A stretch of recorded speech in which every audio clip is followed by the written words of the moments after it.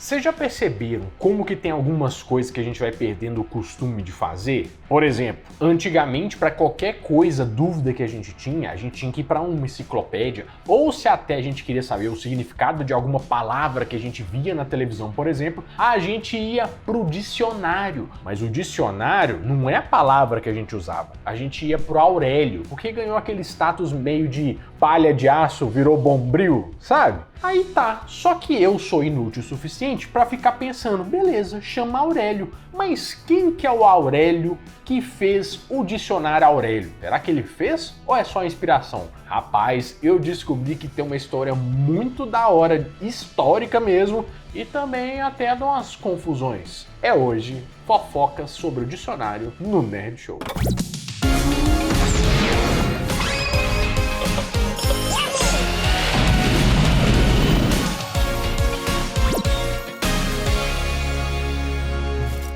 Fala, meus queridos amigos, como estão vocês? Vocês estão bom, né? Eu percebi que eu tô ficando nerdola mesmo, gente, porque agora eu tô fazendo vídeo até de dicionário. Que mundo que eu tô vivendo que eu tô chegando nesse negócio. E a história ainda é interessante pra caramba. Legal! Mas pra gente começar essa história, temos que entender como que se deu a criação do dicionário, porque a gente nunca para pra pensar nisso. Isso é que é fofoca edificante.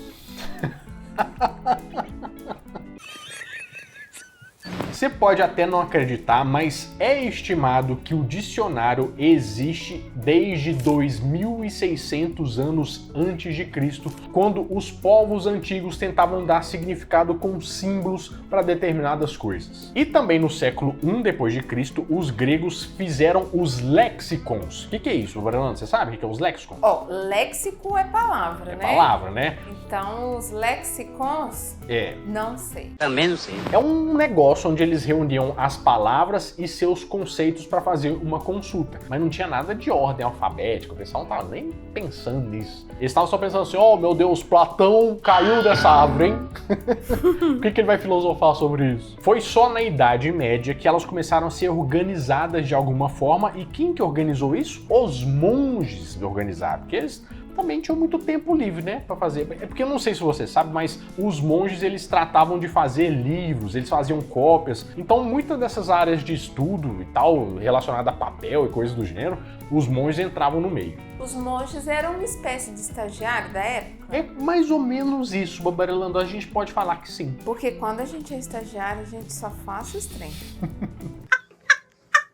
Mas o objetivo deles era organizar para tentar achar uma informação de uma forma mais fácil. E foi nessa época que surgiu também a primeira tentativa de dicionário bilíngue. Para quê? Para transcrever, né, para você conseguir mudar o seu entendimento ali do que era latim para você entender na sua língua lá que você gostaria, né? Até porque naquela época tudo corria em volta do latim, até por causa da Bíblia e de várias coisas assim. Mas a partir do século XV, com a criação dos tipos móveis do Gutenberg, a criação da imprensa, de copiar lá o negócio da Bíblia, você deve ter estudado isso aí o dicionário começou a ficar até que um pouco mais comum. Porque o dicionário, do jeito que a gente conhece, é dessa época aí, sabe? Do século XV, XVI, porque surgiu um certo interesse do pessoal de traduzir as línguas clássicas para poder entender o que a Bíblia estava falando. Renato, sim. Você falou que em um certo momento, né, já tinha esses lexicons e tal, mas não tinha ordem alfabética. Quando foi criada a linguagem, essas coisas, as letras,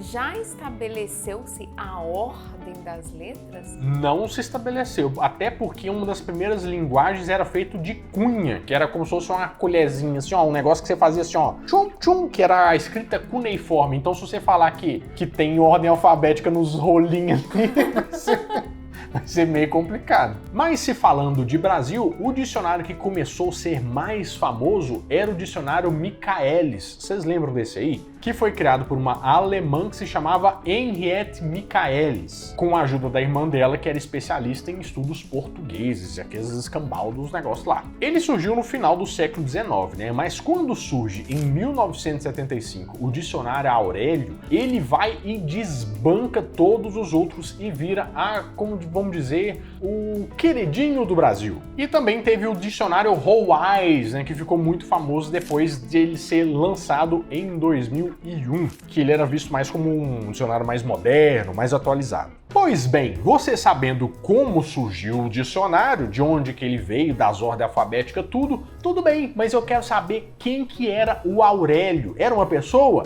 Sim, ele nasceu em 1910 em Passo do Camaragibe, no interior de Alagoas. E o nome completo dele, você deve até perceber que tem um certo parentesco, é Aurélio Buarque de Holanda Ferreira. E ele era filho de comerciantes, né? E se mudou para Maceió com 14 anos de idade. E lá ele já começou a dar aula particular de português e com 15 anos de idade ele começou o magistério. O que era o magistério? É como se fosse uma preparação ali no ensino médio para o pessoal que queria dar aula. A minha mãe fala que fez magistério. Então meio que você ia formar e já estava pronta para poder dar aula em escola. É tipo isso.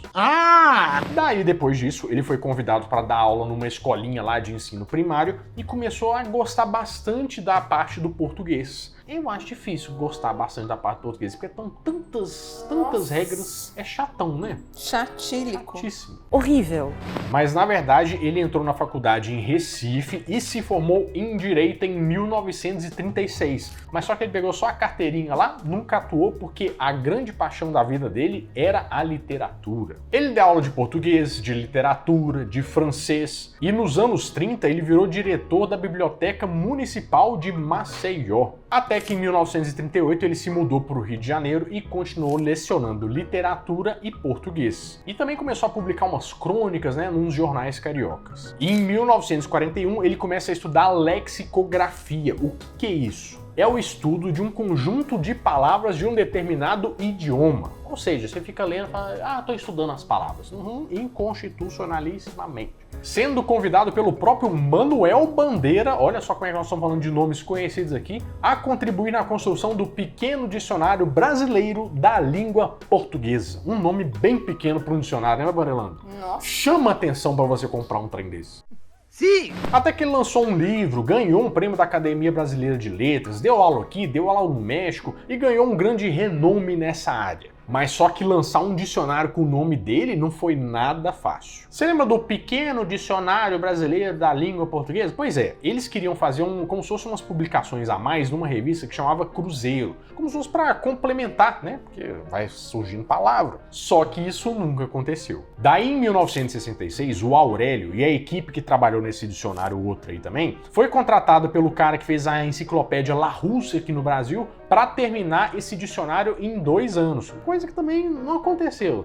Tava difícil de sair. É daqui pra pior, meu irmão. Daí esses colaboradores todos, né, resolveram falar assim, gente, vamos largar esse povo que tá contratando a gente pra lá, vamos formar a nossa própria editora e vamos lançar o nosso próprio dicionário. Mas por causa de atrasos e tretas internas dos dicionaristas, que sim, é uma profissão que existe, acabou que também não foi pra frente. Aí o Aurélio e mais algumas pessoas que estavam trabalhando com ele foram atrás de investimento público e também de investimento privado para tentar dar cabo desse projeto. Mas se acredita que ninguém quis incentivar a criação desse dicionário? Inclusive o Itaú foi uma das empresas que não deu o aporte necessário ali para eles fazerem isso. Fala assim, não, aqui a gente não gosta desse trem de dicionário. Itaú. Fiz assim, ó. Não. Até porque o Aurélio, vamos dizer aqui, né, de corre a boca miúda, ele não era muito bom de cumprir prazo, ele era meio boêmio, tocava boemia, aquilo tem regresso.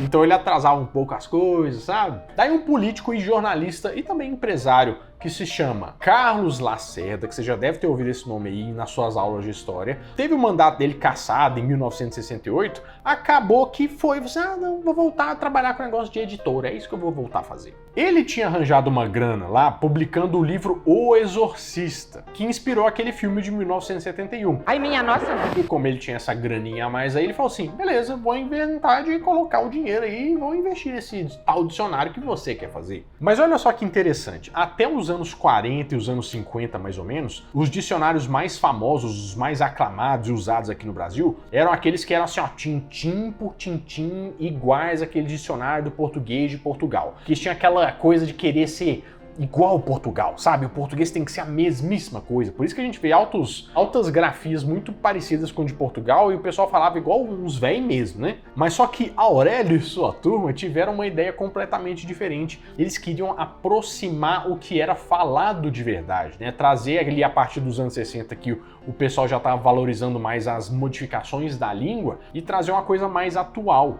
O volume contém 140 mil verbetes e tem, sobretudo, despertado atenção e comentários pela atitude aberta do autor, que dá acolhida a centenas de neologismos e termos da gíria atual, já que a língua é um fenômeno em constante evolução.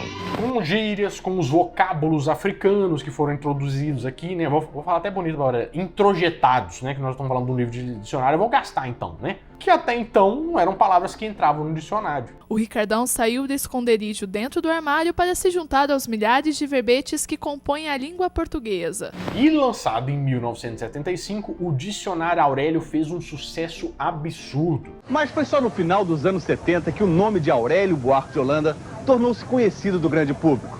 Foi em 1975 que ele lançou o Dicionário do Aurélio, que transformou-se num campeão de vendas. Foi publicado pela Nova Fronteira e com 25 anos vendeu mais de 15 milhões de unidades, sendo considerado o maior fenômeno editorial da história brasileira. Você imaginava, Verano, que um dicionário tinha isso tudo de venda, tudo de coisa? Com certeza. Com certeza? Eu pensei que você ia falar não, aí você, é verdade, eu também.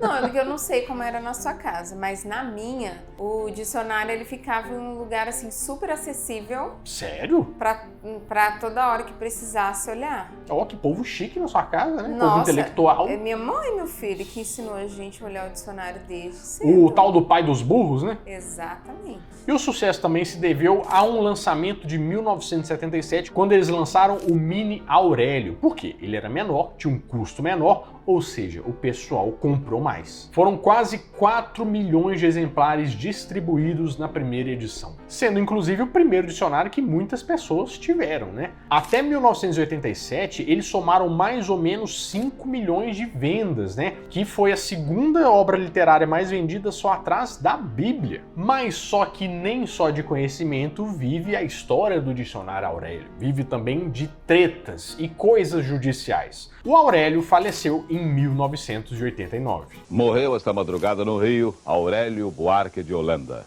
Acadêmico, escritor e professor, Aurélio foi um apaixonado pelas palavras.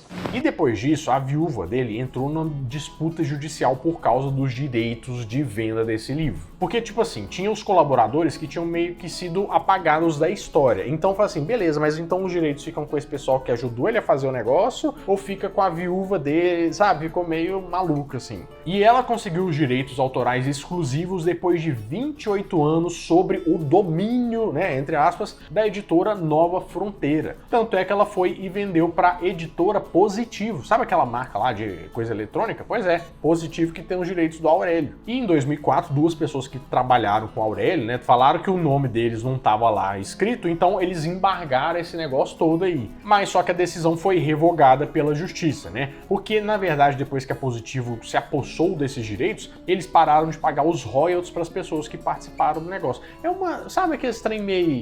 Pois é. Eu tô aqui com o código penal.